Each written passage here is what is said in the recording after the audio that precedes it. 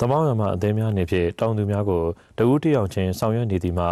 အစုအဖွဲ့စနစ်တစ်ဆက်တဲ့စုပေါင်းဆိုင်ပြိုခြင်းများစုပေါင်းမွေးမြူခြင်းများကိုစနစ်တကျဆောင်ရွက်နိုင်ရေးစီယုံဆွေးနွေးပြီးတောင်သူများရဲ့လိုအပ်တဲ့အမျိုးသွင်းအားစုနဲ့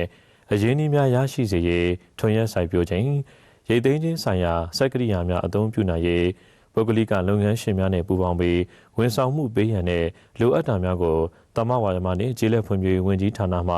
သက်ဆိုင်ရာဌာနများပုဂ္ဂလိကလုပ်ငန်းရှင်များနဲ့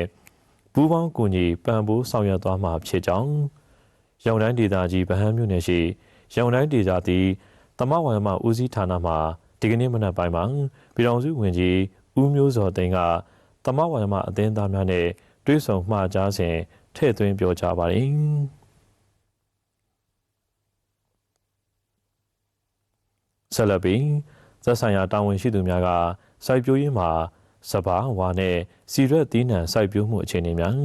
မွေးမြူရေးလုပ်ငန်းများကိုစနစ်တကျဆောင်ရွက်နေမှုများဆက်လက်ဆောင်ရွက်မဲ့အစီအမံများကိုရှင်းလင်းတင်ပြရန်ပြည်ထောင်စုဝန်ကြီးကတမဝါယမအသင်းများရဲ့စိုက်ပျိုးရေးမွေးမြူရေးမှာပါဝင်ဆောင်ရွက်နေမှုများဟာနိုင်ငံစားရည်ရိက္ခာဖူလုံရေးပြည်ပတင်ပို့နိုင်ရေးအတွက်အလွန်အရေးကြီးပါကြောင်းသီးနှံအထွန်းတုံးတိုးစီရန်ထုတ်လုပ်မှုစိတ်သက်သာစေရန်နဲ့ဈေးကွက်ရရှိအောင်စနစ်တကျဆောင်ရွက်ရမှာဖြစ်ပါကြောင်းစနစ်တကျဥပဒေနည်းဥပဒေများကို